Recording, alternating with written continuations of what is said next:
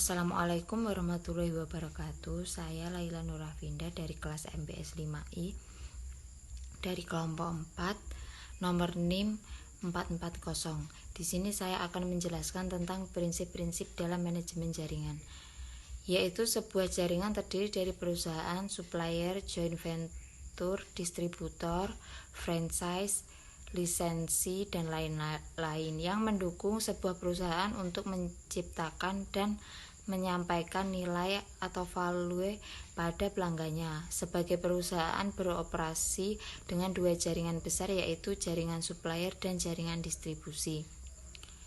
Jaringan pemasok atau supplier, setiap perusahaan tidak memproduksi semua komponen atau bahan bakunya sendiri, tetapi hanya berapa persen saja. Contoh seperti Toyota hanya memproduksi 20% nilai produknya. Toyota tergantung dari network sekitar 50.000 hubungan dengan supplier mensuplai input yang dibutuhkan untuk memproduksi sebuah mobil. Jaringan pemasok atau supplier bukan berarti Toyota mengelola 5.000 supplier secara langsung, tetapi Toyota mempunyai jaringan bertingkat. Perusahaan jaringan terdiri dari sejumlah besar hubungan tidak langsung. Jaringan distribusi. Setiap perusahaan mempunyai rantai permintaan. Rantai permintaan terdiri dari perusahaan, pelanggan dari pelanggan, dan end user atau pengguna akhir. Saluran distribusi dapat dibedakan menjadi dua bagian, yaitu saluran distribusi langsung dan saluran distribusi tidak langsung. Assalamualaikum warahmatullahi wabarakatuh. Saya Ari Widiawati, NIM 12405183434. Di sini saya akan menjelaskan mengenai manajemen jaringan dan CRM.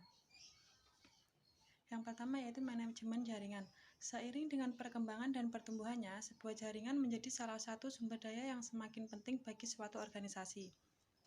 Seiring dengan semakin banyaknya sumber daya jaringan yang tersedia bagi para pengguna, jaringan menjadi semakin kompleks dan merawat jaringan tersebut menjadi semakin rumit. Hilangnya sumber daya jaringan dan kinerja yang buruk adalah hasil dari meningkatnya kerumitan, dan hal tersebut tidak dapat diterima oleh para pengguna. Seorang manajer jaringan harus mengatur suatu jaringan secara aktif, mendiagnosa masalah, mencegah kejadian yang tidak diinginkan, dan menyediakan kinerja terbaik dari jaringan untuk para pengguna. Pada suatu titik, jaringan menjadi begitu besar sehingga sulit diatur tanpa menggunakan peralatan manajemen jaringan yang terotomatisasi. Tugas-tugas yang termasuk dalam manajemen jaringan yaitu yang pertama, mengawasi jaringan, meningkatkan automatisasi, mengawasi waktu respon, menyediakan fitur keamanan, mengatur lalu lintas data, memperbaiki kemampuan meregistrasi pengguna. Peranan manajemen jaringan yaitu mengontrol aset perusahaan. Jika sumber daya jaringan tidak dikontrol secara efektif, mereka tidak akan menyediakan hasil yang dibutuhkan oleh manajemen organisasi. Yang kedua, mengontrol kerumitan. Dengan pertumbuhan yang sangat pesat dalam jumlah komponen jaringan, pengguna antarmuka, protokol, dan penjual kehilangan kontrol dari jaringan, dan sumber dayanya merupakan ancaman bagi manajemen organisasi. Lalu selanjutnya, pelayanan yang semakin baik. Para pengguna mengharapkan pelayanan yang sama atau lebih baik dari pertumbuhan jaringan dan sumber daya yang lebih terdistribusi. Selanjutnya, menyeimbangkan kebutuhan yang bermacam-macam. Para pengguna harus disediakan aplikasi yang bermacam-macam pada suatu tingkatan kebutuhan yang diberikan, dengan kebutuhan spesifik pada bidang kinerja, ketersediaan sumber daya, dan keamanan. Mengurangi waktu tunggu, memastikan ketersediaan sumber daya yang tinggi dengan rancangan redundansi yang tepat. Selanjutnya, mengontrol biaya, mengawasi dan mengontrol penggunaan sumber daya sehingga kebutuhan pengguna dapat dipenuhi dengan biaya yang masuk akal. OSI dan model manajemen jaringan. International Standard Organization atau ISO membentuk sebuah komisi untuk membuat suatu model bagi manajemen jaringan di bawah pengarahan dari kelompok OSI. Model ini mempunyai 4 bagian. Yang pertama, organisasi. Model organisasi mengembangkan bagian-bagian dari manajemen jaringan seperti manajer, agen, dan sebagainya. fungsi dari bagian tersebut dan hubungan di antara mereka. Pengaturan dari elemen-elemen tersebut mengakibatkan munculnya arsitektur yang berbeda-beda. Yang kedua, informasi. Model informasi berhubungan dengan struktur dan penyimpanan dari informasi. Manajemen jaringan informasi ini disimpan dalam sebuah database yang disebut Management Information Base. ISO mengatur struktur of Management Information untuk mengatur sintaksis dan semantik dari informasi manajemen yang tersimpan pada MIB. Komunikasi. Model komunikasi mengatur mengenai bagaimana data manajemen saling berkomunikasi pada proses antara agen dan NMS. Hal ini berhubungan dengan protokol transportasi, protokol aplikasi, dan perintah serta respon antar bagian. Fungsi. Model fungsi mengatur aplikasi manajemen jaringan yang terletak pada Network Management Station. Model manajemen jaringan OSI mengkategorikan 5 bagian fungsi. Yang pertama, fault atau kesalahan. Fungsinya mendeteksi dan mengidentifikasi kesalahan yang timbul, mengisolasi sebab dari kesalahan, dan mengoreksi kesalahan. Yang kedua, configuration, yang fungsinya mengambil informasi mengenai konfigurasi jaringan, menggunakan data untuk mengubah konfigurasi, memastikan konfigurasi yang tepat ketika sistem menyala, menyimpan informasi konfigurasi. Selanjutnya yaitu accounting atau akuntansi. Fungsinya mengenakan biaya kepada penggunaan dari penggunaan jaringan mereka, mengambil data mengenai penggunaan sumber daya jaringan, mengatur batas penggunaan dengan menggunakan metrik. Lalu selanjutnya performance atau kinerja, mengawasi kinerja jaringan, statistik kinerja, pengawasan data, mencegah kejadian yang tidak diinginkan. Selanjutnya security atau keamanan, fungsinya membatasi akses pengguna terhadap perangkat jaringan, mencegah kebocoran keamanan. Model manajemen jaringan ini telah diterima secara luas oleh banyak penjual sebagai suatu cara yang berguna untuk mendeskripsikan kebutuhan dari sistem manajemen jaringan manapun. Sekian, terima kasih. Assalamualaikum warahmatullahi wabarakatuh. Di sini saya Chandra Rizal NIM 124 051834416 akan sedikit menjelaskan tentang hubungan dengan pemasok. Di sini manajemen hubungan pemasok adalah proses perencanaan dan pengelolaan semua hubungan dengan vendor yang memasok produk atau layanan apapun ke perusahaan. Hubungan ini mungkin melibatkan pemasok bahan baku, pemasok utilitas, atau pemasok layanan kebersihan. Pemasok adalah salah satu mitra yang menyalurkan bahan baku yang dibutuhkan perusahaan dalam produksi barang ataupun jasa. Selain itu, pemasok adalah orang atau perusahaan yang menyediakan produk atau layanan kepada entitas atau perusahaan lain. Peranan atau fungsi pemasok dalam bisnis perusahaan adalah menyediakan produk-produk berkualitas tinggi dari produsen dengan harga yang baik kepada distributor atau pengecer untuk kemudian dijual kembali. Selanjutnya, pemasok memiliki fungsi yang sangat penting di dalam setiap tahap siklus peredaran produk barang maupun jasa. Dalam hal ini, peranan penting pemasok adalah mulai dari penyediaan sumber bahan baku untuk membantu meningkatkan produksi dan untuk menemukan pilihan yang lebih baik untuk bahan baku di saat pasar mulai jenuh.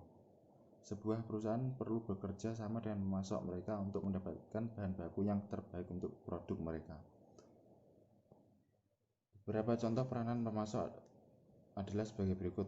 Peran pemasok dalam bisnis dapat menjadi tuntutan karena pengecer mengharapkan tingkat kualitas tertentu dan produsen mengharapkan pemasok untuk menjual banyak stok karena pemasok ini harus fleksibel dan mengerti cara mengelola hubungan.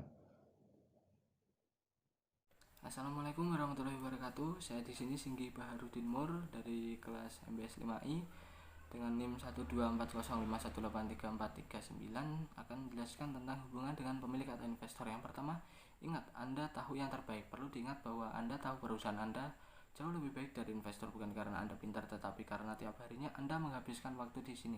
Oleh karena itu, meskipun Anda harus mendengarkan apa yang dikatakan investor dan memikirkannya, keputusan tetaplah harus selalu berada di tangan Anda.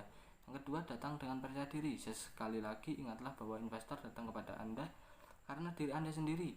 Oleh karena itu, biarkan mereka tahu bahwa mereka telah menempatkan uangnya pada orang yang tepat.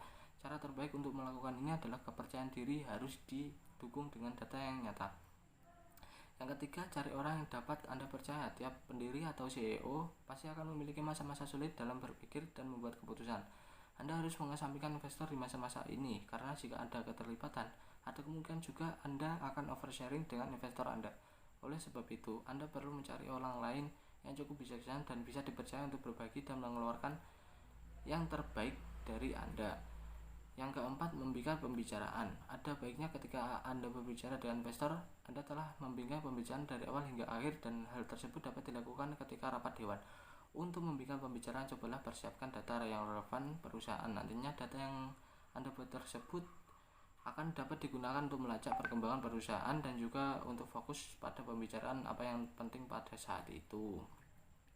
Yang kelima, komunikasi push and pull atau transparansi data. Poin kelima erat kaitannya dengan Dapurs. Di Dapurs mereka menggunakan alat manajemen mereka sendiri, yaitu perangkat lunak Dapurs. Sejatinya Dapurs adalah platform yang memudahkan startup untuk dapat berkomunikasi dengan investornya. Dengan menggunakan alat manajemen tersebut, para investor di Dapurs diberikan kekuasaan untuk mengambil keputusan sendiri terkait dengan data perusahaan, baik itu pada level tinggi maupun rendah. Mereka juga diberikan kesempatan untuk menyelam lebih dalam dan meninggalkan umpan balik untuk pembaruan dan perusahaan tersebut. Dengan cara ini, itu mendorong karena kita menghasilkan data dan meletakkan live bagi mereka untuk lihat dan menarik, karena mereka dapat check-in di setiap data sesuai dengan frekuensi yang mereka inginkan. Kuncinya di sini adalah transparansi. Kami berbicara tentang bisnis kami, dan investor dapat memeriksa kapanpun mereka mau dan melihat kemajuan bisnis dan data kami. Yang selanjutnya, hubungan dengan rekan bisnis. Yang pertama, saling menghargai dan menghormati. Bisnis yang menumbuhkan sikap saling menghargai dan menghormati tentunya akan membuat hubungan dalam bisnis itu menjadi baik. Semua orang ingin dihargai, termasuk Anda, bukan? Sikap saling menghargai dan menghormati ini bisa tercermin dari mudahnya rekan bisnis dalam memberikan aspirasinya. Yang kedua, keterbukaan. Anda tidak perlu membuka apa yang menjadi rahasia dapur Anda kepada rekan kerja Anda. Yang dimaksud keterbukaan di sini adalah rekan kerja Anda dapat mengetahui perkembangan bisnis, sehingga rekan kerja Anda tidak merasa ada yang ditutup-tutupi. Dengan terbuka kepada rekan Anda, maka rekan Anda akan merasa nyaman dan bekerja dengan baik. Yang ketiga, komunikasi yang baik. Bisnis yang sukses, salah satu cirinya adalah dikenal oleh masyarakat umum. Nah, bagaimana caranya agar bisa dikenal? Tentunya bisnis Anda harus memiliki hubungan atau komunikasi yang baik dengan media massa. Media massa adalah cara yang tepat agar bisnis Anda dapat dikenal banyak orang. Caranya dengan aktif di media sosial, memakai jasa influencer, dan yang lain-lain. Sekian presentasi dari saya. Apabila ada kurang lebihnya, mohon maaf. Assalamualaikum warahmatullahi wabarakatuh. Selanjutnya saya akan menjelaskan tentang posisi jaringan bisnis. Jaringan bisnis adalah kegiatan sosial ekonomi di mana kelompok pengusaha seperti yang berpikiran mengenali, menciptakan, atau bertindak atas peluang bisnis. Sebuah jaringan bisnis adalah suatu jenis jaringan sosial yang alasan yang ada kegiatan usaha. Ada beberapa organisasi jaringan bisnis terkemuka yang menciptakan model kegiatan jaringan yang jika diikuti memungkinkan pelaku bisnis untuk membangun hubungan bisnis baru dan menghasilkan peluang bisnis pada waktu yang sama. Sebuah layanan jaringan profesional merupakan implementasi teknologi informasi untuk mendukung jejaring bisnis. Banyak pelaku bisnis berpendapat jaringan usaha adalah metode yang lebih efektif biaya menghasilkan bisnis baru dari usaha periklanan atau public relation. Hal ini karena jaringan usaha adalah kegiatan murah yang melibatkan komitmen lebih pribadi dari uang perusahaan. Jaringan bisnis dapat dilakukan dalam sebuah komunitas bisnis lokal atau pada skala yang lebih besar melalui internet. Situs jaringan bisnis telah berkembang selama beberapa tahun terakhir karena kemampuan internet untuk menghubungkan orang-orang dari seluruh dunia.